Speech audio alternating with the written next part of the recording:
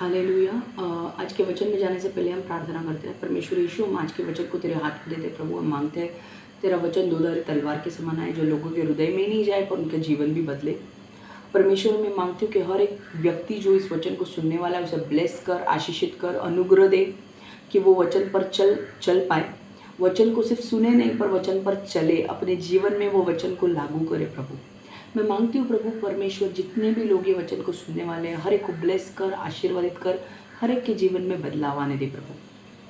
मैं मांगती हूँ प्रभु वचन क्लैरिटी से आने दे प्रभु, और वचन में परमेश्वर पवित्र आत्मा मेरे जीभ के ऊपर तू नियंत्रण ले प्रभु, और तू जो चाहता है सिर्फ मुझे वही बोलने की इजाज़त दे प्रभु। मेरे मुख से सिर्फ वही निकल दे जो तू चाहता है प्रभु। मैं मांगती हूँ प्रभु कि जो भी व्यक्ति इस वचन को सुन रहा है प्रभु, उसके जीवन में 100 गुना फल लगे प्रभु इस वचन के द्वारा, और वो अपने जीवन को इस वचन के द्वारा बदले। और परमेश्वर, मैं मांगती हूँ शैतान इस वचन को उनके जीवन से चुरा ना पाए। मैं प्रार्थना करती हूँ कि परमेश्वर जो भी ये वचन सुनने वाला है परमेश्वर उसे इनकरेजमेंट मिलने दे, उसे प्रोत्साहन मिलने दे, और उसे परमेश्वर दिशा दे और एनकरेजमेंट दे और प्रकटीकरण दे, ताकि वो अपने जीवन में इस वचन को लागू करके कुछ अच्छा कर सके प्रभु। यीशु के नाम से मैं प्रार्थना करती हूँ, आमेन आमेन आमेन। हालेलुया। लास्ट टाइम हम एलिशा के विषय में सीख रहे थे, ठीक है। और हमने एलिशा और शूनामी स्त्री का जो चमत्कार था उसके बारे में हमने सीखा कि एलिशा कैसे शूनामी स्त्री को मदद करता है और शूनामी स्त्री को बच्चा होता है। बट अब जो है हम सीरीज़ देख रहे हैं एलिशा की, और एलिशा का हम दूसरा जो मिरेकल है जो एलिशा ने किया वो हम देखने जा रहे हैं। और वो जो चमत्कार है, जो दूसरा चमत्कार है वो है 2 राजा 4:1-7। हिंदी में अगर आपके पास बाइबल है तो 2 राजा 4:1-7, मराठी में 2 राजे 4:1-7, और इंग्लिश में 2 किंग्स 4:1-7। मैं पहले इंग्लिश में पढ़ूंगी, मराठी में पढ़ूंगी, और फिर मैं हिंदी में आके वचन को समझाऊंगी। तो I am reading from 2 Kings 4:1-7, ठीक है। ये जो चमत्कार को मैं पढ़ रही हूँ एलिशा का दूसरा चमत्कार है, Elisha and the widows oil. पहले मैं इंग्लिश में पढ़ रही हूँ। 2 Kings 4:1-7। A certain woman of the wives of the sons of prophets cried out to Elisha, saying, "Your servant, my husband, is dead, and you know that your servant feared the Lord, and the creditor is coming to take my 2 sons to be his slaves." So Elisha said to her, "What shall I do for you? Tell me, what do you have in the house?" And she said, "Your maidservant has nothing in the house but a jar of oil." Then he said, "Go borrow vessels from everywhere, from all your neighbors, empty vessels. Do not gather just a few. And when you have come in, you shall shut the door behind you and your sons, and then pour it into all those vessels, and set aside the full ones." So she went from him and shut the door behind her and her sons, who brought the vessels to her, and she poured it out. Now it came to pass, when the vessels were full, that she said to her son, "Bring me another vessel." And he said to her, "There is not another vessel." So the oil ceased. Then she came and told the man of God, and he said, "Go sell the oil and pay your debt, and you and your son lives on the rest." हालेलुया, आमेन। मैं मराठी में पढ़ने जा रही हूँ।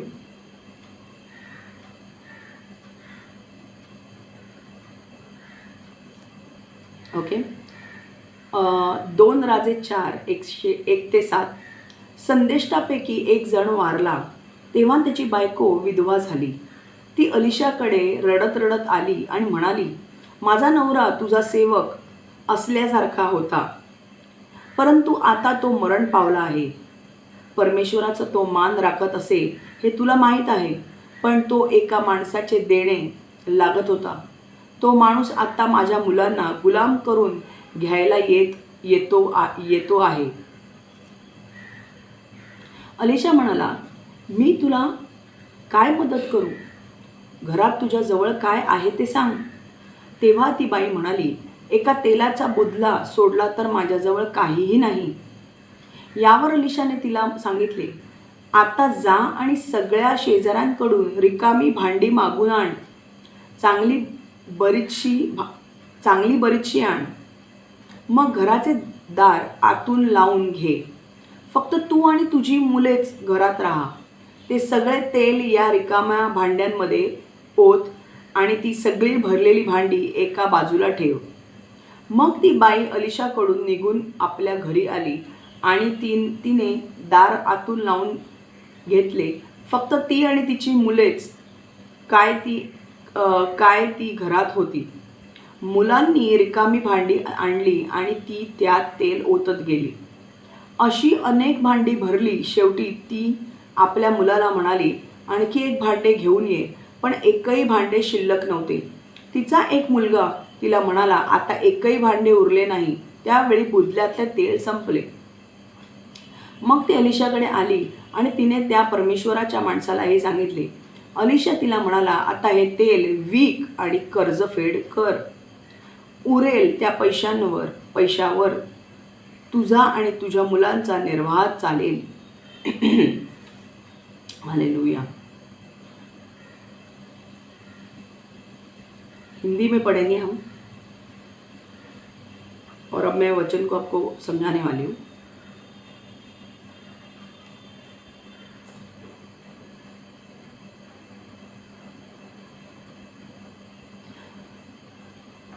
दो राजा 4 1 से 7 हम पढ़ने वाले. मराठी मध्ये 2 राजा 4 1 से 7 वाचलं. अभी हिंदी में 2 राजा 4 1 से 7 पढ़ेंगे हम. भविष्यवक्ताओं के चेलों की पत्नियों में से एक स्त्री ने एलिशा की दुहाई देकर कहा, तेरा दास मेरा पति मर गया और तू जानता है कि वह यहोवा का भय मानने वाला था और जिसका वह कर्जदार था वह आया है कि मेरे दोनों पुत्रों को अपना दास बनाने के लिए जाए. अलिशा ने उससे पूछा, मैं तेरे लिए क्या करूं? मुझसे कह कि तेरे घर में क्या है. उसने कहा, तेरी दासी के घर में एक हांडी तेल को छोड़कर और कुछ नहीं है. उसने कहा, तू बाहर जाकर अपनी सब पड़ोसियों से खाली बर्तन मांग ले आ और थोड़े बर्तन न लाना. फिर तू अपने बेटे समेत अपने घर में जा और द्वार बंद करके उन सब बर्तनों में तेल उंडेल देना और जो भर जाए उन्हें अलग रखना. तब वह उसके पास से चली गई और अपने बेटों के समेत अपने घर जाकर द्वार बंद किया. वे तो उसके पास बर्तन लाते गए और वो उंडेलती गई. जब बर्तन भर गए तब उसने अपने बेटे से कहा, मेरे पास एक और भी ले आ. उसने उससे कहा, और बर्तन तो नहीं रहा. तब तेल थम गया. तब उसने जाकर परमेश्वर के भक्त को यह बता दिया और उसने कहा, जो जा तेल बेचकर ऋण भर दे और जो रह जाए उससे तू अपने पुत्र सहित अपना निर्वाह करना. ओके. तो यहाँ पर ये जो स्टोरी है ना, ये बहुत ही ज़बरदस्त स्टोरी है. एलिशा का एक दूसरा चमत्कार है जो एलिशा ने किया. अब यहाँ पे होता क्या है देखो, पहले वचन को हम देखेंगे. भविष्यवक्ता के चेलों की पत्नियों में से एक स्त्री ने एलिशा को दुहाई देकर कहा, तेरा दास मेरा पति मर गया है. अब हो क्या रहा था स्टोरी में कि एलिशा जो था, एलिशा के नीचे बहुत सारे ऐसे लोग होते थे जो सीखा करते थे एलिशा से. मतलब एलिशा एक टीचर का काम भी करता था. वो नए नए भविष्यवक्ताओं को उभार रहा था. ओके. तो बहुत सारे ऐसे लोग थे एलिशा के नीचे सीखने के लिए आते थे और वे बच्चे एलिशा के पास आते थे. और कुछ लोग, मतलब ऐसा नहीं है कि वो बच्चे थे, ऐसा ज़रूरी नहीं है, वो बड़े भी हो सकते हैं. अभी ये जो औरत थी, इसका पति काफ़ी बड़ा था क्योंकि इसके बच्चे भी बड़े थे. बट उसे एक भविष्यवक्ता का कॉलिंग होगा और इसलिए क्या था कि एलिशा के नीचे बहुत सारे लोग आते थे एलिशा से सीखने के लिए. और ये जो बंदा था, ये एलिशा के नीचे काम करता था. एलिशा उसे जो बोलता था वो काम करता था. वो एलिशा का दास था और एलिशा से सीखता भी था। अब हुआ क्या देखो, भविष्यवक्ता के चेलों की पत्नियों में से एक स्त्री ने एलिशा को दुहाई देकर कहा, तेरा दास मेरा पति मर गया। अब जो व्यक्ति एलिशा के नीचे काम करता था वो मर गया, और उसकी जो पत्नी थी वो एलिशा के पास आई और एलिशा को बताने लगी कि ये जो तेरा दास था, ये जो तेरे नीचे रहता था, तेरा काम करता था, वो मर चुका है, और तू जानता है कि वह यहोवा का भय मानने वाला था, और जिसका वह कर्जदार था वह आया है कि मेरे दोनों पुत्रों को अपने दास बनाने के लिए जाए। तो वो एलिशा अपने यहाँ पर था, ओके, अपने टेंट में बैठा था, और वहाँ पर एक औरत उसे मिलने के लिए आती है, और वो औरत और कोई नहीं पर एलिशा के नीचे जो दास काम करता था उसकी पत्नी थी। और उस पत्नी ने एलिशा से कहा कि तेरा जो दास था, जो परमेश्वर का भय मानने वाला था, तेरा काम करने वाला था, वो मर चुका है, और अब मेरी परिस्थिति बहुत ही गंभीर है, क्योंकि वो किसी का कर्जदार भी था। मतलब वो जो दास था उसने किसी से पैसे लिए थे, ओके, और उसने कर्जा करके रखा था, और अब वो सारा कर्जा किसके ऊपर आने वाला था? वो औरत के ऊपर, उसकी वाइफ के ऊपर आने वाला था, उसके बीवी के ऊपर, पत्नी के ऊपर आने वाला था, और उस पत्नी को वो कर्जा फेडना था, ओके।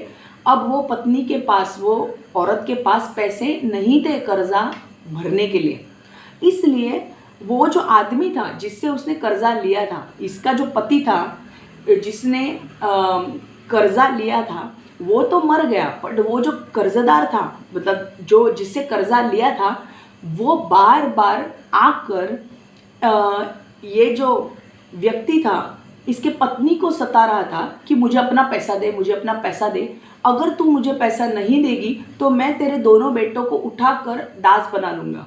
अभी देखो, एक चीज़ समझने की ज़रूरत है कि उस टाइम पे ना नौकर रखना, 30 चांदी के सिक्कों में एक नौकर रखा करते थे। अगर तुम्हें एक नौकर चाहिए अपने घर में, कोई दास चाहिए, तो तुम्हें 30 चांदी के सिक्के देने पड़ते थे एक नौकर को रखने के लिए, ठीक है।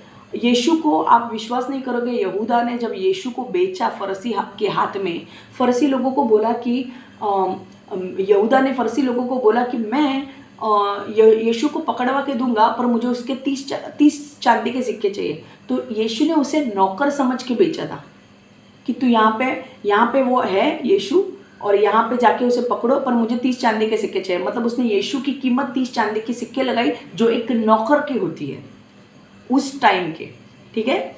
और अब वहाँ पे क्या होता था पता है, कि वहाँ पर ना ऐसा रूल होता था कि अगर तुम कर्जा दे नहीं सकते हो तो तुम्हारे बच्चे या तुम्हारे गाय बैल या तुम्हारे चीज़ें वो लेकर जाएंगे और वो अपने पास रखेंगे।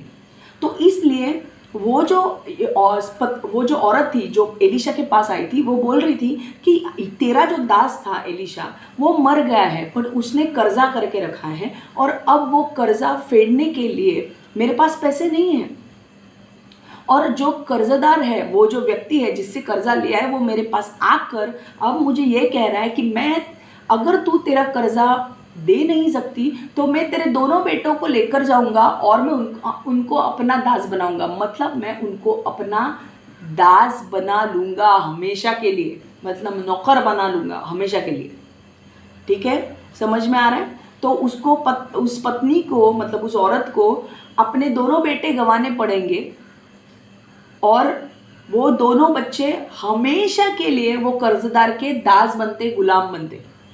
और ये बहुत बड़ी बात है। वो औरत, मैंने पहले भी कहा था कि उस टाइम पे विधवा औरत का जो ये था वो बहुत डेंजरस था, क्योंकि उस टाइम पे वो लोग काम नहीं करते थे। विधवा औरत घर के किसका काम संभालती थी, और पति का काम होता था बाहर का काम करके पैसे जमा करके औरत को देना। आजकल ऐसा नहीं होता है। आजकल कैसा होता है कि पत्नी भी काम करती है, पति भी काम करता है, ऐसा होता है। तो उस टाइम पे विधवा का जीवन जीना एक बहुत ही डेंजरस था, ठीक है। और अब ये विधवा के पास आकर वो कर्जदार बोल रहे हैं कि अगर तूने मुझे पैसे नहीं दिए तो मैं तेरे दोनों बच्चों को लेकर दास बना दूंगा, मेरा दास हमेशा के लिए रहेंगे। तो इस विधवा के पास क्या रहेगा? उसके दोनों बच्चे, वही उसकी पूंजी थी, वही उसके ये थे, मतलब एक बोलते ना एक सहारा थे कि वो आगे चल के कमाई करके लाएंगे और उसे खिलाएंगे। अब वो बच्चों को ही वो कर्जदार उठा के लेकर जाने वाला था, और उस टाइम पर उसे डर लग रहा था कि वो कर्जदार आके उसे बोल रहा था कि मैं, अगर तूने इस पैसा मेरा चुकाया नहीं तो आगे मैं इन दोनों बच्चों को अपने पास लेकर जाऊंगा और उन्हें हमेशा के लिए मेरा गुलाम बना दूंगा। और उनके यहाँ पे तो उस टाइम पे रूल कैसा होता था ना कि किसी को गुलाम बनाना है तो कान में एक ये डालते, हम लोग ये मराठी में कैसे बोलते, काना टोचता, हाँ, कान में बाली डालते थे, मतलब तू मेरा गुलाम हो गया। और अगर ऐसा किया ना तो वो लोग हमेशा के लिए उसके दास हो जाते थे।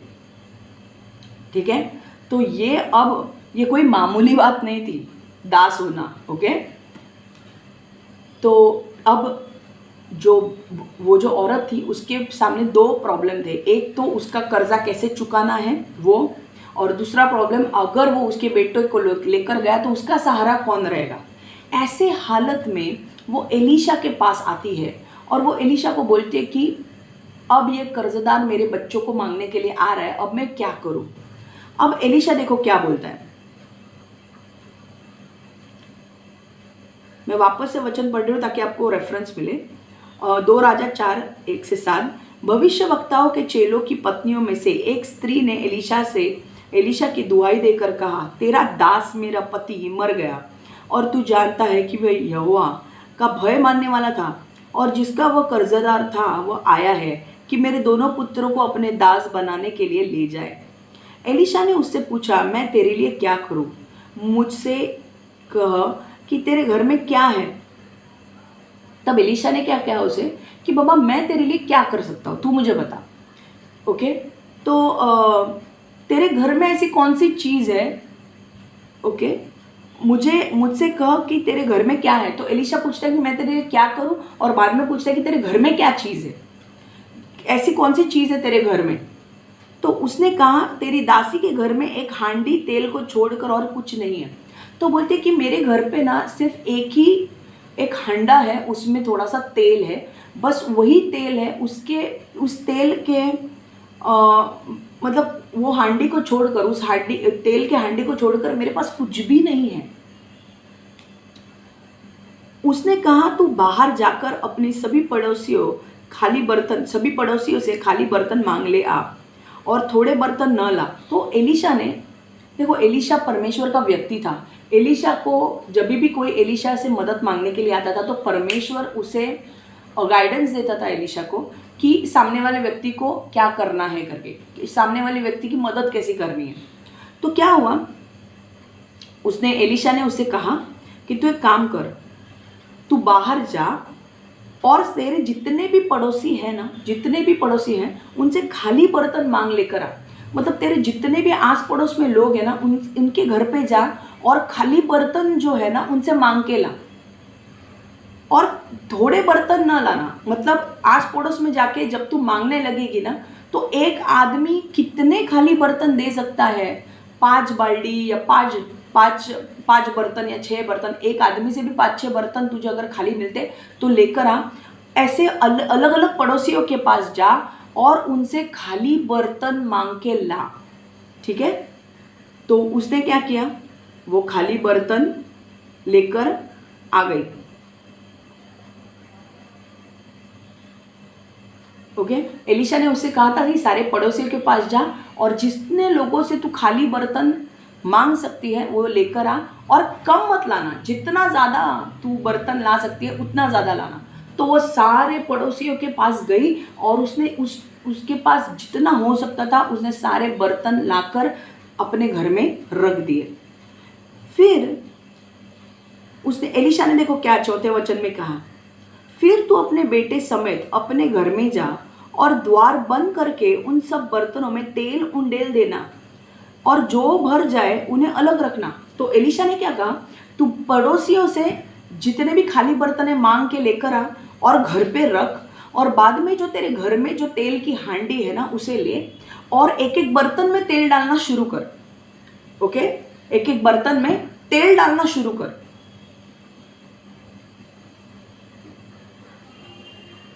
फिर तू अपने बेटे समेत अपने घर में जा और द्वार बंद करके, देखो उसको एक चीज बोली थी कि द्वार बंद करके ले, मतलब तू घर पे आने के बाद सारे बर्तनों को रख दे और दरवाजा बंद कर ले, सबके सामने नहीं करना है, दरवाजा बंद कर ले। दरवाजा बंद करने के बाद तेल की हांडी को ले और एक एक बर्तन में तेल डालना शुरू कर। तब वह उसके पास से चली गई और अपने बेटे समेत अपने घर जाकर द्वार बंद किया। तब वह तो उसके पास बर्तन लाते गए और वे उंडेलती गई। तो उसने क्या कहा, ठीक है, उससे पता चला कि मुझे एलिशा ने क्या बोला है, मुझे बोला है कि पड़ोसियों से बर्तन मांग कर लेकर आ और कम नहीं लाना है, मुझे ज़्यादा लाना है। उसने पड़ोसियों से बर्तन मांग कर लेकर आई, ज़्यादा बर्तन लाए उसने और घर पे सारे बर्तन रख दिए और घर का दरवाज़ा बंद कर दिया। और उसने अपने बेटों को कहा कि अब मैं ये हांडी में से तेल बर्तन में डालने वाली हूँ, तो एक एक बर्तन तुम लेकर आओ।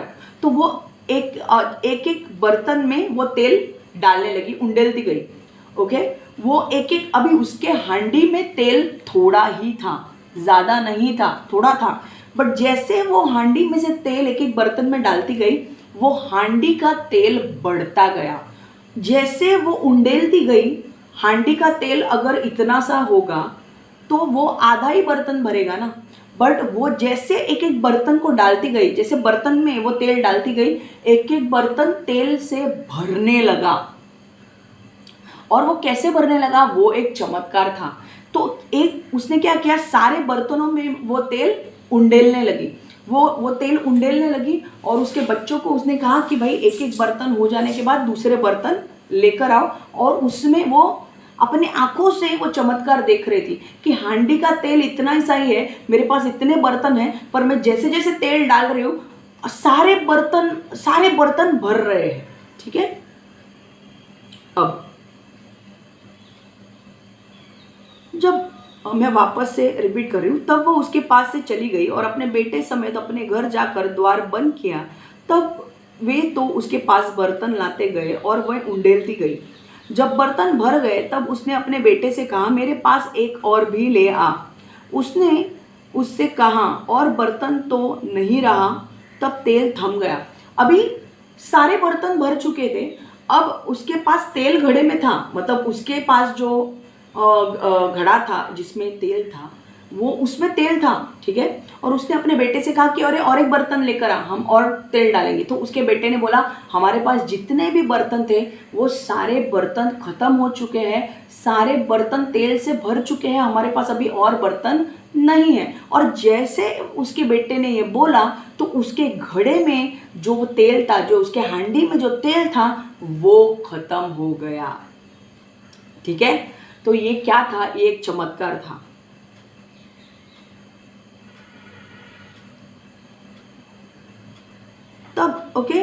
तब उसने जाकर परमेश्वर के भक्त को यह बता दिया और उसने कहा, जो तेल बेचकर तब उसने जाकर परमेश्वर के भक्त को यह बता दिया। तो उसने क्या किया, अब सारे बर्तन भरने के बाद उसे आगे पता नहीं था कि करना क्या है। तो वो वापस एलिशा के पास गई और उसने पूछा एलिशा को कि अब मैंने सारे बर्तन, तूने जैसा बोला वैसे मैंने पड़ोसियों से बर्तन मांग कर लाई और जैसे हांडी का तेल में उंडेलने लगी, तो हांडी का तेल मेरा बढ़ने लगा अपने आप और हर एक बर्तन मेरा भर गया। पर अब जैसे मेरे बर्तन खत्म हो गए, तेल थम गया, तो अब मैं क्या करूं। तो अब एलिशा देखो उससे क्या उत्तर देता है। तब उसने जाकर परमेश्वर के भक्त को बता दिया और उसने कहा, जो तेल बेच कर ऋण भर दे। तो उसने एलिशा ने क्या कहा, अभी जितने भी बर्तन है ना, तो एक काम कर, तेल बेच दे वो, और एक्सक्यूज मी, एलिशा ने कहा उसे कि जितने भी बर्तन है ना, उसमें जितने भी तेल है उसे बेच दे, और बेचने के पास जब तेरे पास जो पैसा आएगा ना, वो पैसे से तेरा ऋण, मतलब तेरा कर्जा भर देना। और एक बात, और जो रह जाए उससे तू अपने पुत्र सहित अपना निर्वाह करना। मतलब एलिशा ने उसको क्या बताया कि पहले तो जितना तेल है वो सारा तेल, जितने भी बर्तनों में भरा है तूने, वो सारा तेल बेच दे, तेरे पास पैसा आएगा। मान ले अगर तेरा कर्जा है 10,000 रुपये, तो ये तेल बेचकर अगर तेरे पास 20,000 रुपये आते हैं, तो 10,000 रुपये से तेरा कर्जा भर दे और 10,000 अपने लिए रख, ताकि तू तेरे बच्चों के साथ तेरे बच्चों के साथ रह सके और उस पैसे से गुजारा कर सके। ठीक है, तो ये है स्टोरी। और यहाँ पर स्टोरी का ये तात्पर्य ये है कि जैसे वो तेल डालने लगती है, तेल अपने आप बढ़ता है। आमीन। आपने कभी देखा है एक तेल से, हम लोग एक किटली का तेल, अगर हमने थोड़ा तेल डाल दिया, ओके, हमारे इसमें से तेल का बॉटल अगर हम यूज़ कर रहे हैं उसमें से अगर डाल दिया तो अपने आप तेल भरता है क्या? नहीं भरता है। हमको हमारा 5 लीटर के कैन में से वापस से भरना पड़ता है उसको, राइट। पर यहाँ पर परमेश्वर ने चमत्कार किया एलीशा के द्वारा, और एलीशा ने कहा उसे कि जो तेरे हांडी में जो तेल है, मतलब ये जो तेरी हांडी है, इसमें जो तेल अगर इतना ही है, तो सपोजिंग ये बॉटल इतनी है पर उसके पास इतना ही तेल था, या ये अपना टाइम आएगा का बॉटल है, तो यहाँ ए तक ही था, ठीक है। तो वो जितना डालने लगी, इतना अपने आप इतने सारे तेल के बर्तन भर गए। तो वो तेल कहाँ से आया? वो परमेश्वर ने तेल को बहुगुणित किया और वो चमत्कार किया। और ये चमत्कार मैंने पहले भी कहा था, एलीशा जो था उसको ये ऐसा भविष्यवक्ता था जिसको डबल पोर्शन ऑफ अनॉइंटिंग मिला था, और उसके द्वारा वो बहुत सारे चमत्कार करता था। ओके, अब यहाँ पे स्टोरी तो आप समझ गए, पर यहाँ से पॉइंट क्या सीखना है? पॉइंट एक ही है, यूज योर गिफ्ट्स और talents to help others. Point ये है, यूज योर गिफ्ट और टॅलेंट्स टू हेल्प अदर्स। तुमच्या देणग्या आणि प्रतिभा इतरांना मदत करण्यासाठी वापरा। तुमच्या देणग्या किंवा तुमचे गुण, तुमचे देणग्या किंवा तुमचे गुण आणि प्रतिभा इतरांना मदत करण्यासाठी वापरा। परमेश्वर ने दिए हुए तोहफों और क्षमताओं को दूसरों की मदद करने के लिए इस्तेमाल करो। परमेश्वर ने दिए हुए तोहफों और क्षमताओं को दूसरों की मदद करने के लिए इस्तेमाल करो। मैं वापस से 3 बोल रही हूँ, यूज योर गिफ्ट्स और टॅलेंट्स टू हेल्प अदर्स। तुमच्या देणग्या आणि प्रतिभा इतरांना मदत करण्यासाठी वापरा। परमेश्वर ने दिए हुए तोहफों और क्षमताओं को दूसरों की मदद करने के लिए इस्तेमाल करें। हालेलुया। अब देखो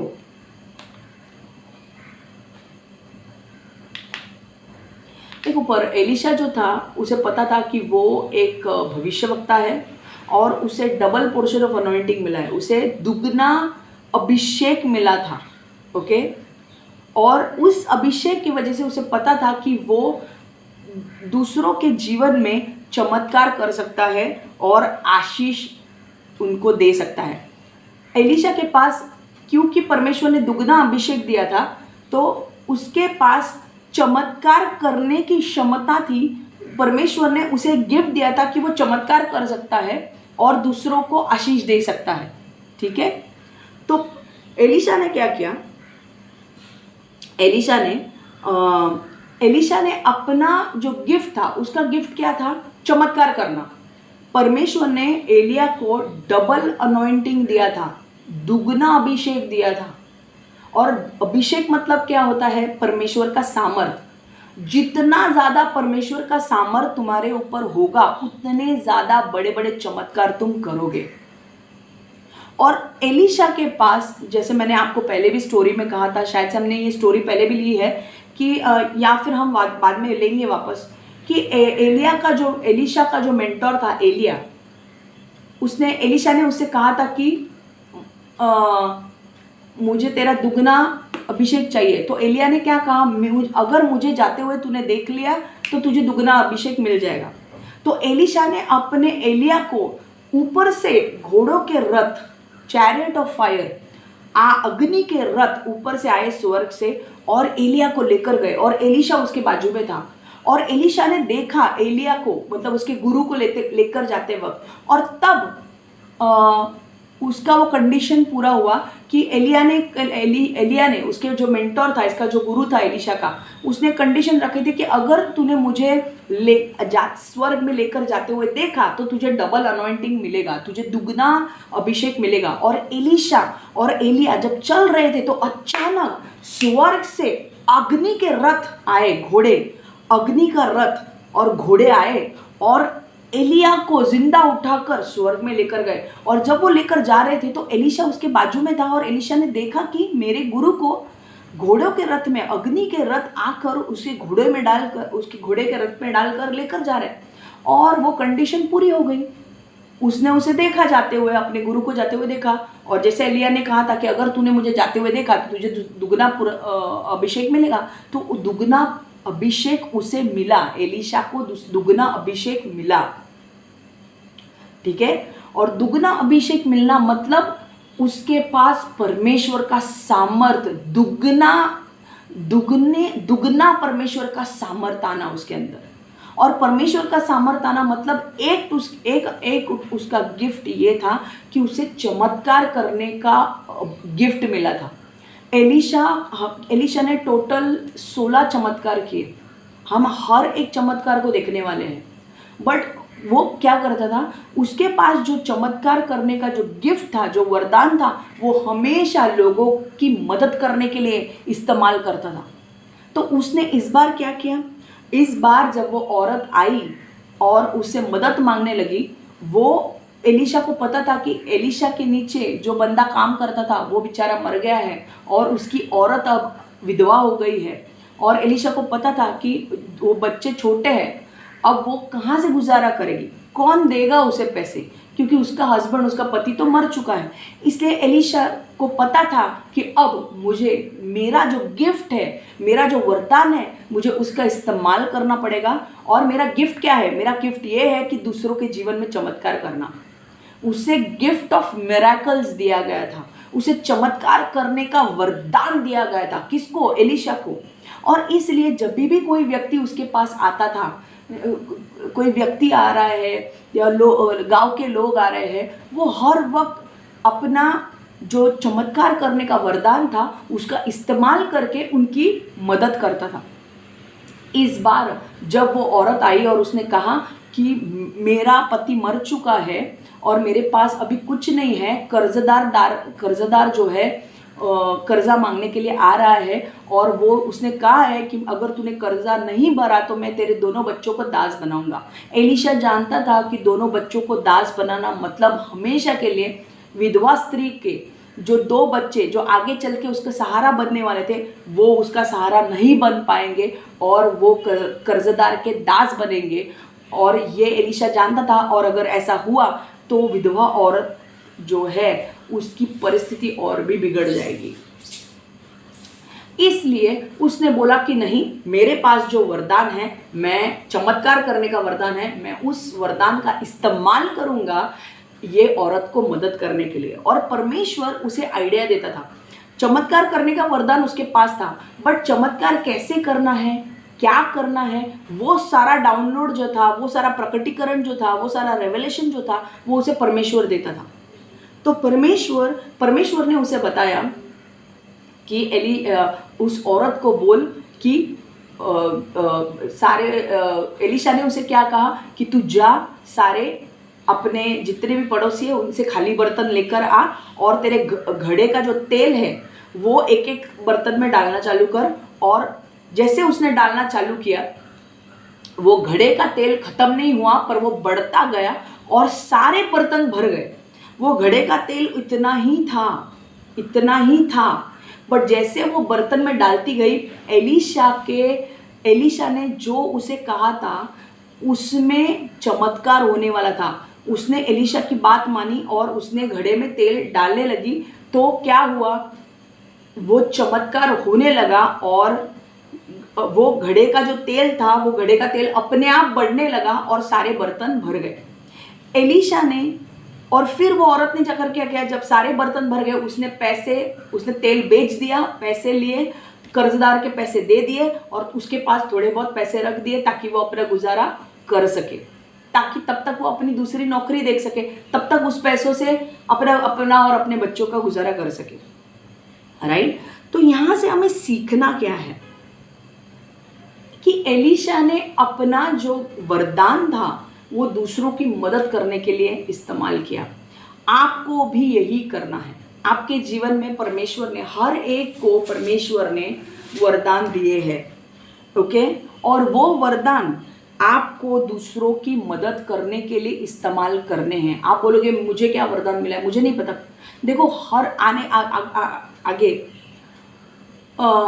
आगे जब लोगों का उद्धार होता है चर्च में, नॉर्मली जब आगे बहुत सारे लोगों का उद्धार होने वाला है, जब आप चर्च में आओगे ना तो आपको आपके अंदर परमेश्वर कुछ ना कुछ हुनर देगा। आपके पास अभी भी हुनर होगा पर आप उसे पहचानते नहीं हो, पर आपको आपका हुनर या आपके जो टैलेंट है या आपके जो गिफ्ट है आपको पहचानना है कि आपके पास परमेश्वर ने कौन सा वरदान दिया है, और उस वरदान का इस्तेमाल आपको दूसरों की मदद करने के लिए उसका इस्तेमाल करना है। क्योंकि जितना आपका वरदान आप दूसरों की मदद करने के लिए इस्तेमाल करोगे उतना ही परमेश्वर आपके वरदान को बढ़ाएगा। हालेलुया, ये बात हमेशा जान लो। परमेश्वर आपके वरदानों को तभी बढ़ाएगा जब आप उस वरदानों का इस्तेमाल दूसरों की मदद करने के लिए करते हो। समझ में आ रहा है? फॉर एग्जाम्पल, अगर आप चर्च में आते हो और आपका आवाज़ बहुत अच्छा है, ओके, तो आगे चल के आपके पास्टर आपसे बात करेंगे, तो अगर पास्टर को पता चलता है कि आपका आवाज़ तो बहुत अच्छा है, और परमेश्वर अगर आपके पास्टर से बात करता है कि इस लड़की को या इस लड़के को इस्तेमाल करो परमेश्वर के भवन में आराधना करने के लिए, स्तुति आराधना करने के लिए, तो आपका पास्टर आपको आके बोलेगा कि तू स्तुति आराधना करने के लिए परमेश्वर चाहता है कि तेरा इस्तेमाल हो। तो पास्टर आपको डायरेक्टली, आपका आवाज़ अच्छा है बट पास्टर आपको डायरेक्टली वर्शिप लीडर नहीं बनाएगा, वो आपको कोरस में रखेगा, ओके। कोरस में मतलब आप एक वर्शिप लीडर होता है और नीचे और भी सारे लोग होते हैं जो माइक लेके गाना गाते हैं, तो आपको कोरस जैसे बोलते हैं वहाँ पर रखेगा और आपको ट्रेनिंग देगा पहले, और एक बार ट्रेनिंग हो जाने के बाद फिर आपको परमेश्वर मौका देगा कि आप स्टेज पर आके लोगों को आराधना और स्तुति में लीड कर सके, स्तुति और आराधना में लीड कर सके, ताकि आपका आवाज़ भी अच्छा है और आप जब गाए तो आप लोगों को परमेश्वर की उपस्थिति में लेकर आए। आराधना और स्तुति लीड करना कोई आसान बात नहीं है। जब आप स्तुति और आराधना करते हैं उस व्यक्ति को बहुत पवित्र रहने की ज़रूरत है, क्योंकि स्तुति आराधना परमेश्वर की उपस्थिति को बुलाती है। तो अगर आपका आवाज़ अच्छा है, परमेश्वर आपको स्तुति आराधना के लिए खड़ा करेगा। अगर आपके पास अकाउंटिंग्स के स्किल्स है, ओके, अकाउंटिंग्स के स्किल्स है, तो परमेश्वर आपको सपोजिंग आप अकाउंटेंट हो और आपको अकाउंटिंग्स के स्किल्स है आपके पास, ओके, तो परमेश्वर आपको चर्च में कुछ अकाउंटिंग का काम देगा। मतलब ऐसे नहीं कि आपको आपकी नौकरी छोड़नी पड़ेगी, ऐसा नहीं मैं बोल रही हूँ, बट सपोजिंग अगर चर्च ने डिसाइड किया कि भाई चर्च पिकनिक को जा रहा है, या चर्च को सपोज पिकनिक नहीं बाबा, क्योंकि बहुत सारे लोग मेरे पीछे पड़ेंगे कि हमको भी आना है, मैं ऐसे सबको नहीं लेके जा सकती। तो पिकनिक नहीं भाई, चर्च डिसाइड करता है कुछ कि भाई हम पार्टी रखेंगे, ठीक है, तो पार्टी रखेंगे तो बिरयानी मंगाएंगे और हम देंगे संडे को। तो अभी वो बंदे को क्या करना पड़ेगा, वो अकाउंटिंग स्किल्स उसके अच्छे हैं, तो वो क्या करेगा, गिनेगा कितने लोग हैं, बिरयानी का प्राइस देखेगा। एक बिरयानी भाई 100 रुपये को आती है, ओके। अपन के चर्च में अभी 100 रुपये, सपोजिंग 100 लोग हैं, राइट, तो 100 × 100 कितना होगा, 10,000 राइट, तो उतना अपने को खर्चा लगेगा। तो वो पूरा अकाउंट करके वो पास्टर के पास आएगा, वो बोलेगा कि देखो पास्टर, एक बंदा जो है अपने पास 100 लोग आते हैं इधर चर्च में, अपने चर्च में इधर 100 लोग आते हैं और एक बिरयानी की कीमत है 100 रुपये, तो अपने को 10,000 रुपये लगेंगे। अब ये जो स्किल्स है, ये स्किल्स पास्टर के काम में आएंगे, क्योंकि देखो पास्टर के पास ना बहुत सारे काम होते हैं, उसको प्रचार भी करना है, उसको बहुत बहुत सारी चीज़ों को देखना पड़ता है कि हॉल सेटअप हुआ कि नहीं।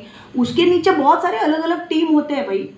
पास्टर को वर्शिप लीडर के साथ भी बात करनी पड़ती है, पास्टर को ट्रांसलेटर के साथ भी बात करनी पड़ती है, पास्टर को म्यूजिशियंस जो है उनसे भी बात करनी पड़ती है कि भाई तुम रेडी हो कि नहीं। हर टीम के साथ वो कोऑर्डिनेट करता है, तो उसके पास इतना टाइम नहीं है कि भाई वो हर चीज़ खुद से करे।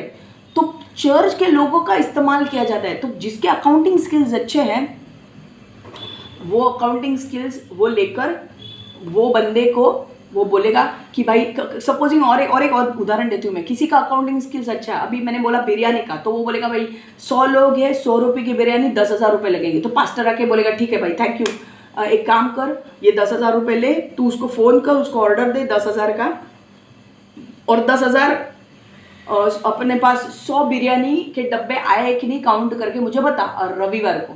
तो वो बंदा क्या करेगा, रविवार बिरयानी आएगी तो 100 डब्बे काउंट करके बोलेगा पास्टर को 100 डब्बे आ गए, अपन बांटना शुरू कर सकते हैं। तो ये हेल्प मिलती है पास्टर को, ठीक है।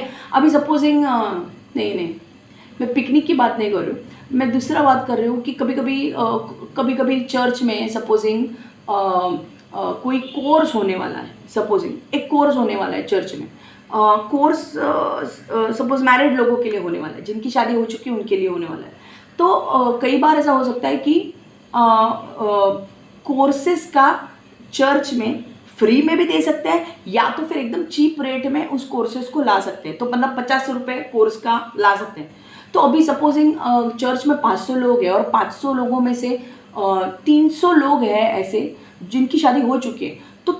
तो वो के पास्टर क्या बोलेगा, पास्टर खुद खड़ा नहीं रहेगा कि भाई आओ नाम दो, नहीं। वो जिसके अकाउंटिंग स्किल्स अच्छे हैं, जिसको कैलकुलेशंस अच्छे आते हैं, उसको खड़ा करेगा और उसको अनाउंसमेंट करेगा कि मैरिज के लिए कोर्सेस होने वाले हैं, और वो कोर्स होने के लिए फ़ी है 50 रुपये। 3 दिन का कोर्स होने वाला है, फ़ी 50 रुपये है। अगर किसी को रजिस्टर करना है तो आप आ जाओ। तो वो क्या करेंगे, ये बंदे का नाम लेगा कि जो भी ये बंदे का नाम है XYZ, ये बंदे का नाम लेगा और बोलेगा कि इस बंदा यहाँ पे बैठेगा, इस बंदे के पास आकर आप अपना नाम दो और पैसा जमा करो 50 रुपये अगले संडे। अगर अपन के पास अभी पैसे नहीं है, आप अगले संडे जमा कर सकते हो। तो अगले संडे ये जो बंदा है इसका काम क्या है, ये कैलकुलेशन में बहुत अच्छा है, माहिर है। तो ये बैठेगा, सारे लोग आके उसको 50 रुपये देंगे, ये डब्बे में रखते जाएगा और हर एक का नाम लिखेगा, पेड 50 रुपीज़ पेड। और एंड में जब उसकी बुक भर जाएगी, ख़त्म हो जाएगा, वो पूरा आके पास्टर को बताएगा कि भाई 300 लोगों ने 50 रुपये दिए हैं। ओके 300 लोगों ने 50 रुपये दिए हैं और अपने पास अब इतने रुपए है। 300 लोगों ने 50 रुपये दिए हैं और अभी अपने पास 15,000 रुपये हैं। तो वो पास्टर को देगा और पास्टर फिर अपने चर्च के इसमें डाल देगा कि भाई क्योंकि उनको नोट्स भी देना पड़ेगा, उसमें जो भी है वो पढ़ेंगे, जो भी है तो उसके नोट्स भी उनको देना पड़ेगा, फाइल बनाना पड़ेगा, तो वो पैसे उसके काम में आ जाएंगे, ठीक है। बट यहाँ पे मैं बोलना क्या चाहती हूँ कि आपके गिफ्ट्स, आपके जो भी गिफ्ट्स है, आप अपने गिफ्ट्स का इस्तेमाल करो दूसरों की मदद करने के लिए। अगर आपको डांस अगर आता है और आप अगर किसी डांस ग्रुप में हो तो भी आप मदद कर सकते हो। आप बोलोगे कि हमारा डांस का कैसे मदद होगा किसको, आप डांस करो चैरिटी के लिए।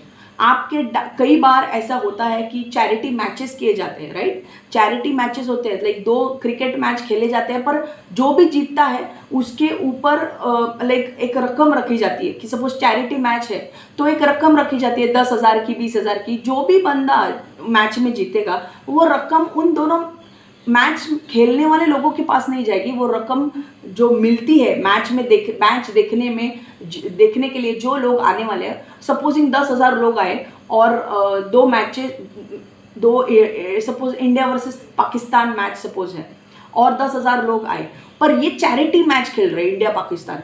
तो इंडिया पाकिस्तान के प्लेयर्स को पता है कि भाई ये हमको कुछ मिलने वाला नहीं है, हम चैरिटी के लिए खेल रहे हैं। तो ये मैच खेलने के बाद सपोज 10,000 लोग आए और 10,000 लोगों ने जो भी पैसा दिया है, कम से कम 50,000 का पैसा इनको मिला है। तो ये मैच खेलने के बाद जो भी जीते या हारे, इंडिया जीते या पाकिस्तान जीते, उससे कुछ मतलब नहीं है।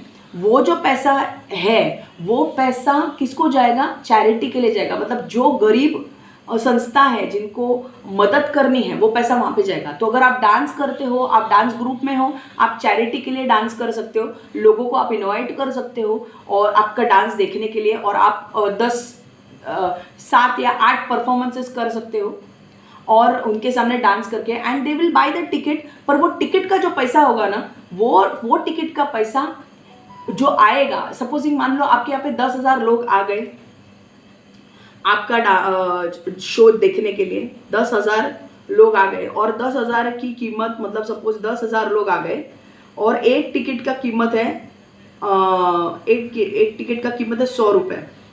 तो 10,000 लोग अगर आ गए और एक टिकट का कीमत है 100 रुपये, तो 1,00,000 रुपये जमा होते हैं। तो आप 8 शो करोगे, डांस करोगे 8 अलग अलग गानों पे, और वो पैसा जो होने के बाद जो पैसा आपको मिलेगा 1,00,000 रुपये मिलेगा, तो वो 1,00,000 रुपये आप ऐसे किसी संस्था को दो, या ऐसे लोगों की मदद करो जिनको ज़रूरत है। आप ऐसे संस्था से जुड़ो जो लोग गरीब लोगों को जानते हैं, या आप अगर जानते हो कि नहीं, आपको पता है कि नहीं यहाँ पे हमको करना है, तो आप उनको जाके मदद करो। या तो फिर आप ऐसी संस्था को दो जो आपका पैसा सही जगह पर इस्तेमाल करेंगे। ठीक है, तो ऐसा मत सोचो कि यार मेरे पास कोई गिफ्ट नहीं है। हर एक के पास परमेश्वर ने कुछ ना कुछ वरदान दिया है। किसी को प्रीचिंग करने का वरदान है, किसी को तो प्रीच करो, किसी को एनकरेज करने का वरदान है तो लोगों को एनकरेज करो। आज वो लोग बहुत सारे डिप्रेशन में जाते हैं because they don't get encouragement. बुरा बोलने वाले लोग बहुत है, अच्छा बोलने वाले लोग बहुत कम है। Encourage, if you have the gift of encouragement, encourage people.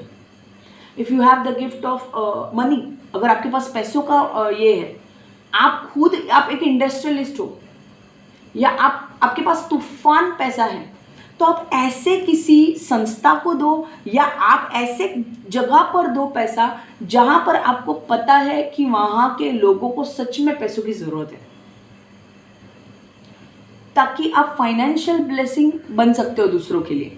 तो हर एक के पास कुछ ना कुछ वरदान होंगे। आपके पास गाना अच्छा हो सकता है, आपका डांस अच्छा हो सकता है, आप प्रीचर हो सकते हैं, राइट। अगर प्रीचिंग का वरदान है तो आप प्रीच करो, लोगों को आपका प्रीचिंग से प्रोत्साहन मिलेगा। एग्जैक्टली, तो आप प्रीचिंग करो, राइट। तो जो भी आपका वरदान है, जैसे एलिशा ने अपना वरदान, मिरेकल, चंगाई करने का वरदान, उसका वरदान ये था, चमत्कार करने का वरदान था। तो उसने अपना चमत्कार करने का वरदान उस विधवा औरत की सहायता करने के लिए किया, ताकि वो औरत वो कर्जदार से बच सके, वो कर्जदार को पैसा दे सके और उसके 2 बच्चे बच सके। वो वरदान क्या हुआ? हांडे का तेल बढ़ता गया। वो कैसे हुआ? वो चमत्कार का वरदान वहां पर काम कर रहा था, क्योंकि परमेश्वर ने जो बोला एलिशा को, एलिशा ने वो औरत को बोला, और जैसे उसने किया वो चमत्कार हो गया। और वो चमत्कार होने के बाद उसने तेल बेचकर वो पैसा अपने कर्जदार को दे दिया और थोड़े पैसों से अपनी ज़िंदगी काटने लगी। ठीक है, तो मैं आज आपको यही बोलना चाहती हूँ कि आपके पास जो भी है आप उसका इस्तेमाल लोगों की मदद करने के लिए करो। आपके पास पैसे हैं तो ऐसे लोगों की मदद करो जहाँ पे ज़रूरत है। जहाँ पे ज़रूरत नहीं है उधर मत पैसे दो, जहाँ पे सच में ज़रूरत है उधर पैसे दो।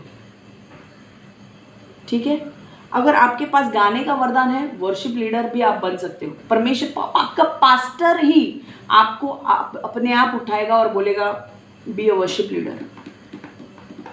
गॉड उसे अगर बोलेगा तो। ठीक है, अगर आप बोलोगे कि हम, मेरे पास तो अकाउंट्स का भी वरदान नहीं है, गाने का भी वरदान नहीं है, डांस का भी वरदान नहीं है, कोई बात नहीं, आप पास्टर की मदद हेल्पिंग मिनिस्ट्री से कर सकते हो। कुर्सी लगाने का काम करो, कुर्सी लगाओ। सुबह लोग आते हैं चर्च में, कुर्सी लगाने का काम करो, झाड़ू मारने का काम करो। ये कोई छोटी बात नहीं है भाई। अगर आपको बुक स्टॉल हैंडल करने आता है तो बुक स्टॉल लगाओ। मैं बुक स्टॉल लगाती थी, मेरी शुरुआत बुक स्टॉल लगाने से हुई। ओके, तो जो आपको आता है वो आप करो। ओके, हमने भी चेयर्स लगाए हैं। मैं भी आती थी कभी सुबह कभी बुक स्टॉल लगाने का टाइम पे, और कभी कभी जल्दी आ गई तो कई बार एक सर्विंग टीम होती थी जो चेयर्स लगा देती, तो मैं भी उनकी हेल्प करती थी। 1-2 बार मैंने भी उनको हेल्प की है चेयर लगाने में। उसमें कोई शर्म की बात नहीं है, तू परमेश्वर के लिए कर रहे हो। कई बार चेयर्स तुम लगाते हो वो इतने गंदे होते हैं। तो कोई व्यक्ति ऐसा होता है कि उसके पास एक कपड़ा दिया जाता है, वो कपड़े से चेयर को पोंछता है ताकि धूल ना लगे, ताकि लोग आके बैठे तो उनके कपड़ों को धूल ना लगे। वो भी किया है हमने, उसमें कोई छोटी बात नहीं है। आप परमेश्वर के लिए कर रहे हो, ठीक है। तो जो आपका वरदान है लोगों के भलाई के लिए इस्तेमाल करो। अब यहाँ पे मैं 2 वचन और लेने वाली हूँ और समाप्त करने वाली हूँ। 1 पत्रस 4:10 से 11, 1 पीटर 10,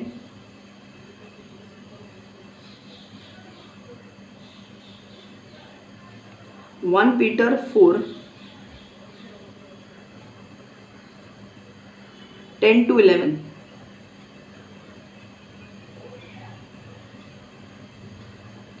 As 1 Peter 4, 10 to 11 में पढ़ रही हूँ। As each one has received a gift, minister it to one another as good stewards of the manifold grace of God.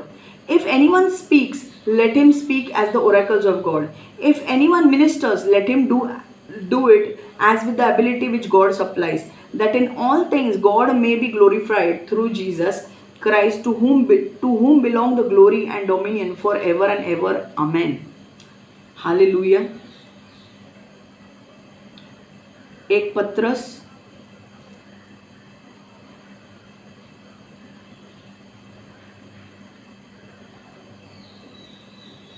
1 पेत्र मराठीमध्ये वाचते 4:10 ते 11।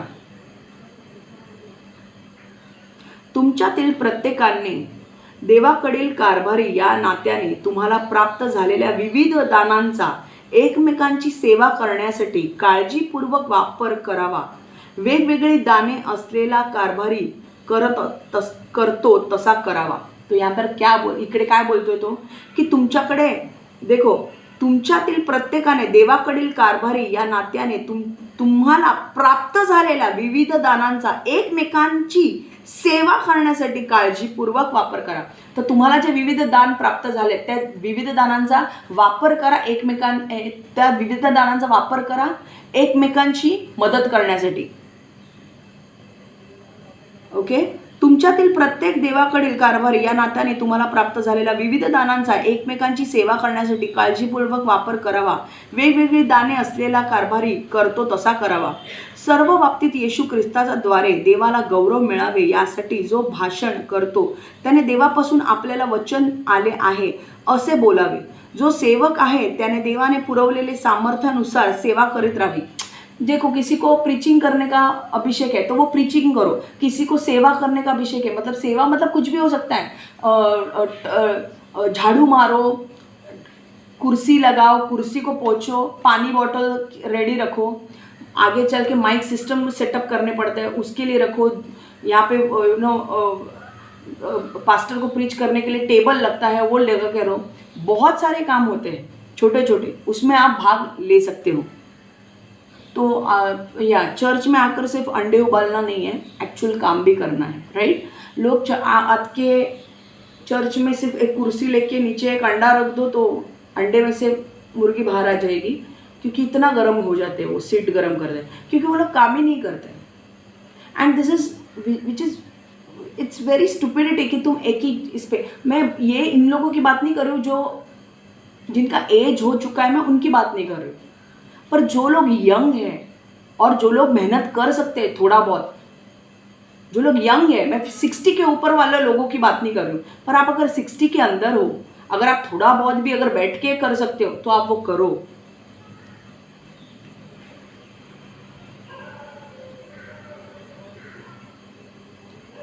सर्व बाबतीत येशू ख्रिस्ताच्या द्वारे देवाला गौरव मिळावे यासाठी जो भाषण करतो त्याने देवापासून आपल्याला वचन आले आहे असे बोलावे। जो सेवक आहे त्याने देवाने पुरवलेल्या सामर्थ्यानुसार सेवा करीत राहावी, यासाठी की सर्व गोष्टीत येशू ख्रिस्ताद्वारे देवाला गौरव दिले जावे, कारण गौरव व सामर्थ्य अनंत काळासाठी त्याचीच आहेत। आमेन। तो यहाँ पे परमेश्वर क्या बोल रहा है कि जो भी दान तुम्हें मिला है उस दान का इस्तेमाल करो। आपके पास पैसे हैं, आप ऐसे लोगों की मदद करो जो गरीब है। आपके पास सेवा करने का दान है, आप चर्च में जाके सेवा करो। चर्च में भी जाके सेवा करने की ज़रूरत नहीं है, ऐसा नहीं है कि चर्च में तो करो ही करो, पर अगर आपको सेवा करने का एक आपके अंदर है तो आप हॉस्पिटल में जाके भी लोगों की सेवा कर सकते हैं। अगर आपको लगता है कि नहीं मुझे किसी पेशेंट के साथ बैठना है और पेशेंट के बाजू में बैठने के लिए लोग आते हैं और आपको जाके बैठना है, आपको उन लोगों को थोड़ा रिलीव करना है, आप जाके बैठो। आपको उनको पानी देना है, आप पानी दो। आपको उनको सांत्वना देना है, आप बात करो उनसे, इन पेशेंट से।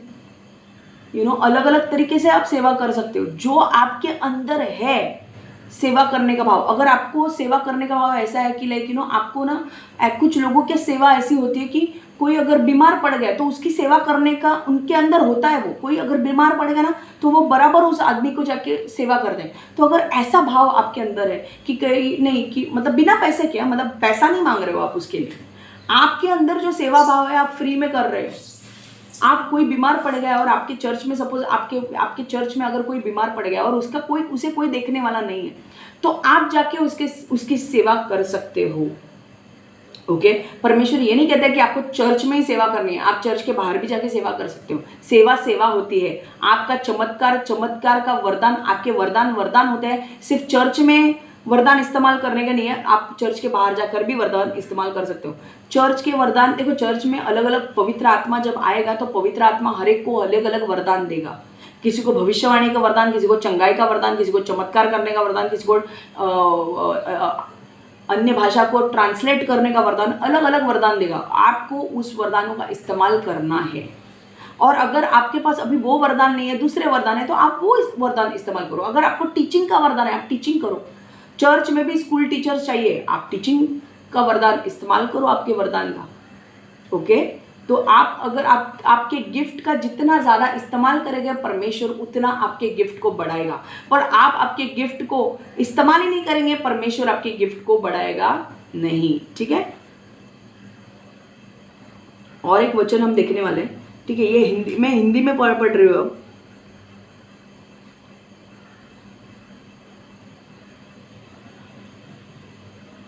एक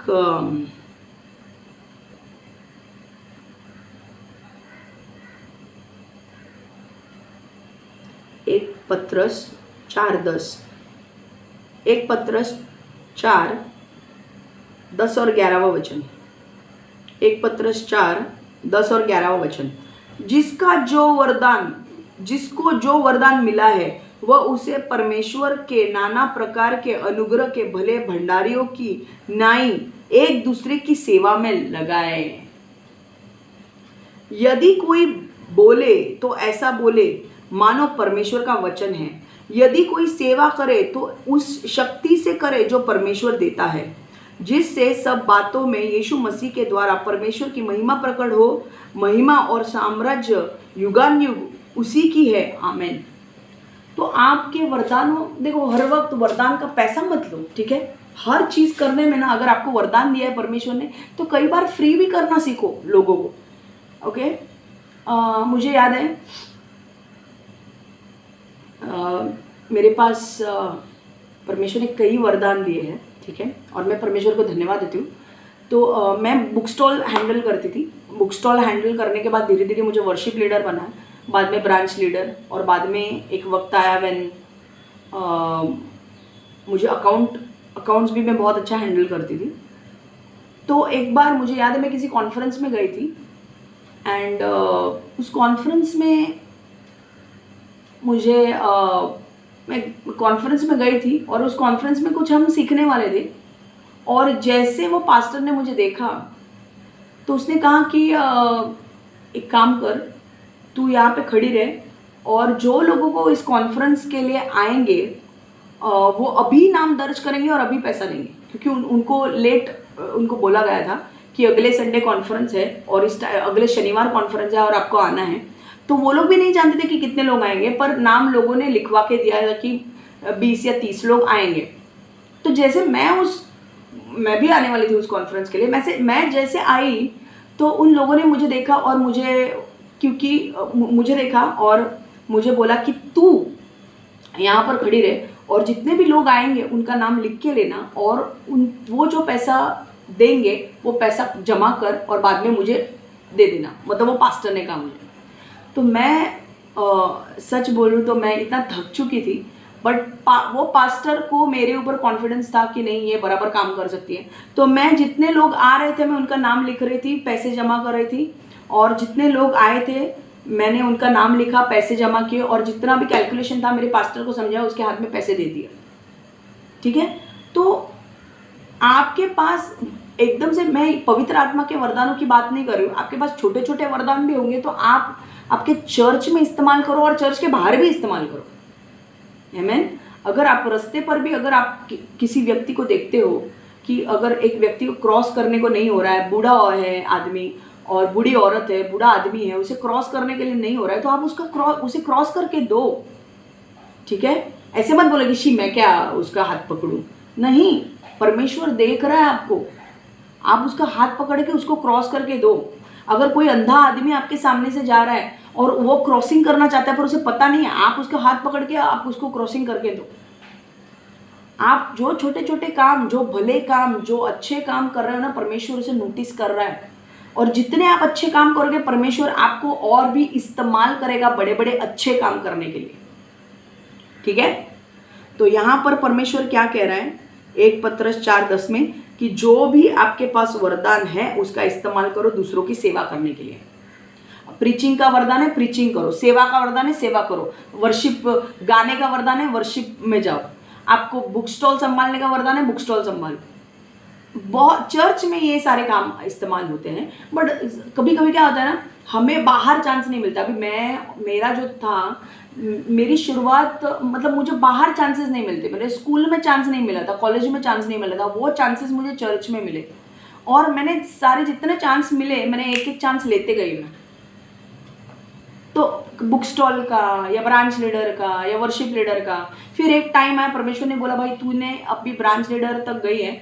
फिर परमेश्वर ने मुझे दूसरे जगह पे, दूसरे चर्च में रखा, और वहाँ पे भी मुझे सिखाया बहुत सारी चीज़ें। प्रार्थना लोगों के ऊपर कैसे करनी है, कैसे प्रार्थना करनी है, कैसे वचन लेना है, वहाँ पे भी मुझे सिखाया। ट्रांसलेशन कैसे करना है, वहाँ पे भी मुझे सिखाया। सो अलग अलग वरदान मुझे दिए गए। अब मैं ये नहीं बोल रही हूँ कि भाई हर कोई ट्रांसलेशन में घुसो, नहीं। ट्रांसलेशन का वरदान अगर आपको दिया गया है, आपको ऐसा लगता है कि आपके अंदर ट्रांसलेशन आप कर सकते हो, स्टार्ट, शुरुआत करो। एकदम से पास्टर आपको ट्रांसलेशन के लिए खड़ा नहीं करेगा, क्योंकि आपको परमेश्वर में पहले स्थापित होना ज़रूरी है। आप 2-3 साल जब आप यीशु में टिके रहेंगे, उसके बाद ही आपको परमेश्वर चांस देगा ट्रांसलेशन करने का। उसमें भी आप बहुत सारे मिस्टेक्स करोगे, पर जितना ज़्यादा ट्रांसलेशन करोगे उसके बाद ही आप आप ट्रांसलेशन में माहिर होगे, राइट। आप प्रीचिंग करने में माहिर होगे। शुरुआत में नहीं आएगा, शुरुआत में आप प्रीचिंग करने के लिए भी डरोगे, पर डरते डरते सही आप करो। आमीन। और एक वचन सिर्फ लेना चाहूंगी मैं,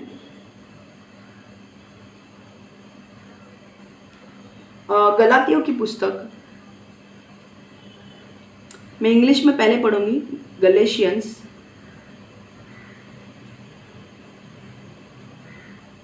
Galatians 6:2, Galatians 6:2, bear one another's burden and so fulfill the law of Christ. Bear one another's burdens and so fulfill the law of Christ. इसका मतलब क्या है मैं बताती हूँ।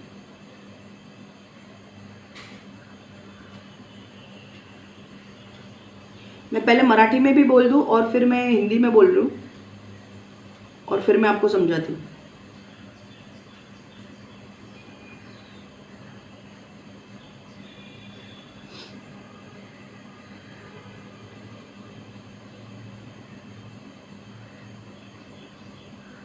मराठीमध्ये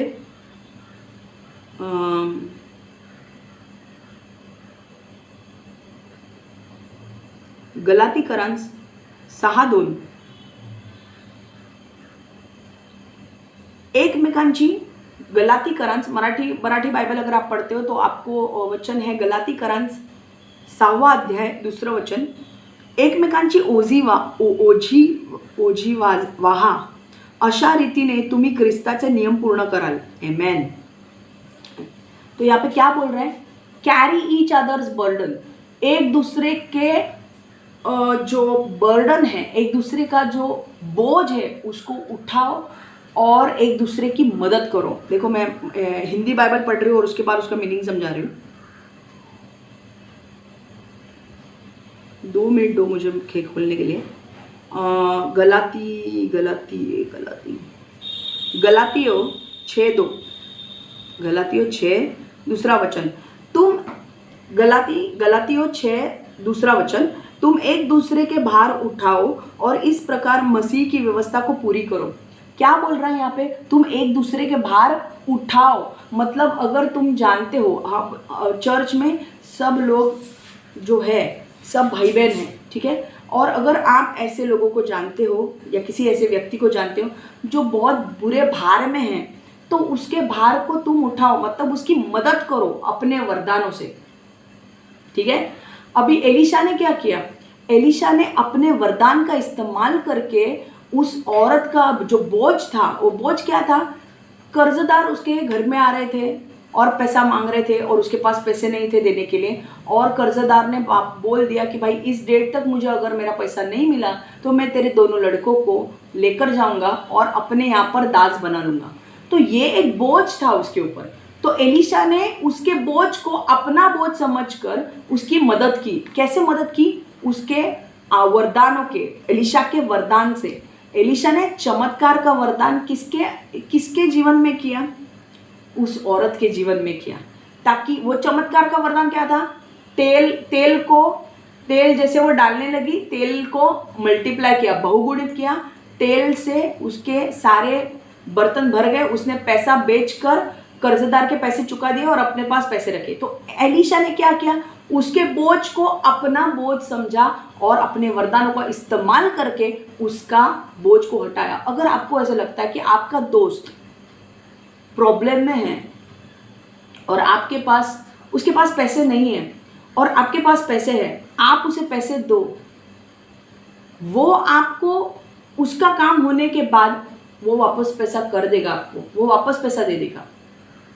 बट अगर आप उसे देखते हो कि वो पैसों की ज़रूरत में है या उसे खाने की ज़रूरत है, उसके पास वो खाने के लिए भी पैसा नहीं है, या उसके पास रहने की जगह नहीं है, या उसके पास जॉब नहीं है, और अगर आपके पास इन्फ्लुएंस है, अगर आप जानते हो कि भाई हाँ मैं ऐसे 2-3 लोगों को जानता हूँ जो आपको एक जॉब दे सकता है, तो आप उनसे बात करो, वो जॉब ले लेगा। डेफिनेटली उसकी इच्छा होनी चाहिए वो जॉब करने की। बट अगर आप एक आदमी है, आपके पास आता है, मुझे बोलता है कि नहीं मुझे जॉब करना है, और आपको पता है, आप ऐसे लोगों को जानते हो कि भाई वो उसको जॉब दे सकते हैं, आप ऐसे लोगों से बात करो कि भाई देखो एक आदमी को मैं जानता हूँ, उसको जॉब की ज़रूरत है, क्या आप उसको जॉब दे सकते हैं? तो वो उसे जॉब दे देगा। ठीक है। अगर आपको लगता है कि एक व्यक्ति है जिसके पास खाने के भी पैसे नहीं है, आप उसको पैसे दो। आपके पास पैसे है, आप उसे दो। जब वो अच्छे इसमें आ जाएगा पोजीशन में, वो आपके पैसे लौटा देगा। पर आप है ना, एक बात बोलूँ मैं, आप जब किसी की मदद करते हो ना, तो वापस अगर आपने बहुत अमाउंट ली है तो ठीक है, बट अगर छोटी बहुत अमाउंट है तो अपेक्षा मत करो कि आप वो वापस देने की, क्योंकि आप जब छोड़ देते हो ना उस अमाउंट को, आप किसी का भला करते हो और आप पैसे को छोड़ देते हो ना, परमेश्वर उस चीज़ की नोंद करता है। मतलब परमेश्वर उस चीज़ को लिखता है, नोट करता है उस चीज़ को कि इसने इसको पैसा दिया और वापस भी नहीं लिया। क्योंकि परमेश्वर का बाइबल में वचन कहता है कि कई बार, ऐसा नहीं बोल रही हूँ कि हर वक्त, बट कई बार ऐसा होता है कि आप जब दे देते हो ना, तो आपके अच्छे कर्म में आपका नोट किया जाता है कि इसने इसको पैसा दिया और उससे वापस नहीं लिया, एक ब्लेसिंग करके रूप में दिया। आपको पता नहीं, आप आज किसी का आपके पास पैसा है, आपने किसी को ब्लेस करने के लिए आपने पैसे उसे दे दिए और आपने उससे वापस नहीं लिए। आपको क्या पता आपके लिए कौन दरवाज़ा खोलेगा। यस, परमेश्वर आपके भले काम देखकर आपको भी रिवॉर्ड देगा। और आप बोल रहे हो मुझे अच्छा जॉब चाहिए, ये जॉब में मैं हूँ पर मुझे अच्छा जॉब चाहिए। परमेश्वर आपके भले कामों को देखेगा कि हाँ, एक लड़की थी या लड़का था जिसको इसने अपने दोस्त की मदद की है पैसे देके, तो इसके लिए मैं अच्छे जॉब का दरवाज़ा खोलूँगा। Right. So this is the way. जब आप अपने वरदानों का इस्तेमाल करते हो दूसरों की मदद करने के लिए, तो परमेश्वर भी परमेश्वर अपने रूप से आपको मदद करेगा आप जब कोई कठिन परिस्थिति में फंसोगे तो परमेश्वर आपके लिए दरवाजे ओपन करेगा।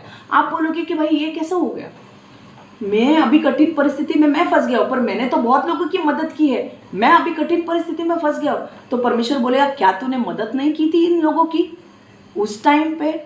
वो अच्छा कर्मा अब तेरे काम में आ रहा है, इसीलिए मैं तेरे लिए दरवाजे खोल रहा हूँ। सो हमेशा दूसरों की मदद करें, हमेशा आपके पास जो भी है उससे दूसरों की मदद करें। अगर आपको लगता है कोई चीटिंग भी कर रहा है ना, जाने दो। अगर आपने किसी को पैसे दिए और उसने चीटिंग की ना, जाने दो, उसका बुरा कर्म उसके ऊपर आएगा। पर आपने जो अच्छा अपने अच्छे मन से दिया ना उसको पैसा, परमेश्वर उसका नोट करेगा कि इसने अच्छे मन से दिया और इसने हेल्प करने के लिए दिया। तो परमेश्वर आपका गुड कर्मा में आपका नोट करेगा कि नहीं, इसने अच्छे मन से दिया, इसको नोट करेगा और आपके बुरे दिनों में आपकी मदद करेगा परमेश्वर। क्योंकि आपने किसी के बुरे टाइम पे आपके वरदानों से आपने किसी का इस्तेमाल, आपने किसी को हेल्प किया है। ओके, तो आज का वचन यही है। मैं समाप्त कर रही हूँ इस वचन को, और वचन आखिरी समाप्त करते वक्त यही पॉइंट मैं बोलना चाहती हूँ कि जो भी आपके वरदान है आप इस्तेमाल करो दूसरों की मदद करने के लिए, चाहे वो प्रीचिंग का हो, चाहे वो भविष्यवाणी का हो, हीलिंग का हो, चमत्कार का हो, सर्विंग का हो, चाहे किसी को सेवा करने का वरदान हो, चाहे किसी को वर्शिप करने का वरदान हो, चाहे कुछ भी वरदान हो, आप अकाउंट्स में अच्छे हो, किसी की मदद करनी आप करो। जो भी आपका वरदान है, आप जानते हो कि आप इसमें अच्छे हो, आप उस वरदान का इस्तेमाल करो दूसरों की मदद करने के लिए। मैंने पहले भी कहा, अगर आपका डांस अच्छा है आप चैरिटी के लिए डांस करो, वो जो पैसा आएगा आप ऐसे जगह पे दो जहाँ पे सच में ज़रूरत है। रिसेंटली मैं एक ही चीज़ बोलना चाहती हूँ, पता नहीं क्यों मेरे माइंड में आया ये बोलूँ मैं। एक जगह है, नाम नहीं बोलूँगी मैं, ओल्ड एजड होम था, और वहाँ पे उनको प्रिंटर की ज़रूरत थी, और वो बंदा मतलब वो पुणे में जगह है, मैं हर चीज़ डिटेल में नहीं बोलूँगी।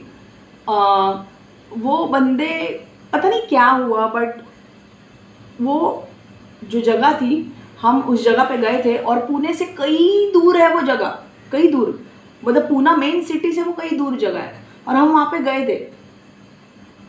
मैंने उसको फ़ोन करके पूछा कि तुझे क्या चाहिए, हम आने वाले हैं। मेरे अंदर ऐसा आया कि उस बंदे को हेल्प कर। मैंने फ़ोन करके पूछा, उसने बोला कि मुझे ना प्रिंटर की ज़रूरत है। तो मैंने बोला ठीक है, हम आपको प्रिंटर दे देंगे। तो जब हम गए ना, जब एक्चुअल देखा ना, तो उसके पास हम पूरा प्रिंटर लेकर ही गए। तो उसके साथ मैं बात कर रही थी उस व्यक्ति के साथ, और उसने हमें ओल्ड एजड होम में लेकर गया। उसने हमें दिखाया कि वहाँ पे कितने बूढ़े लोग रहते हैं और वो कितने लोगों को संभालता है, उनको खाना पीना उनको वो देता है, और उनको बूढ़े लोगों को संभालता है। ओके, पर उसके पास क्या था कि कई बार जो देखो लोग जो डोनेशंस देते हैं ना, तो अपने को उनको डोनेशन रिसीट भी देनी पड़ती है। डोनेशन रिसीट देने के लिए ना उस बंदे को बहुत दूर जाना पड़ता था। एक और सच है ये बात, क्योंकि वो गांव में रहता था और उसको एक जेरोक्स मारने के लिए ना बहुत दूर जाना पड़ता था। अभी देखो, कोई भी डोनेशन देगा तो उसको तो रिसीट तो चाहिए ना, तो वो तो बोलेगा भाई मेरे को रिसीट दे, राइट। तो ये बंदे के पास क्या होता था, ये बंदे को भागना पड़ता था शहर में, इतना दूर जाना पड़ता था एक जेरोक्स लाने के लिए, मतलब काफ़ी आधे घंटे का रास्ता था उसके घर से, तब उसको जाके जेरोक्स मिलता था वहाँ से। जब हमने उसको प्रिंटर दिया ना, तो उसने बोला कि हमारा काम आपको पता नहीं है, आपने मेरा काम कितना हल्का कर दिया, क्योंकि प्रिंटर आने की वजह से मेरे लैपटॉप के यहाँ से मैं एक प्रिंट दे सकता हूँ इनको, और प्रिंटर आने के द्वारा कैसे मैं प्रिंट को पीडीएफ में भी करके उनको दे सकता हूँ प्रिंट मार के। तो उसी वक्त मैं जा सकता हूँ, क्योंकि बारिश के वक्त तो बाहर जाना बहुत मुश्किल होता है। और ये कोई बात ऐसी नहीं है, मैंने खुद ने वहाँ पे जाके देखा है। तो कई बार और उसने हमें बहुत धन्यवाद दिए उस बात के लिए कि थैंक यू, हमें प्रिंटर दिया, क्योंकि एक प्रिंट मारने के लिए हमें आधा घंटा वहाँ पे दूर जाना पड़ता है।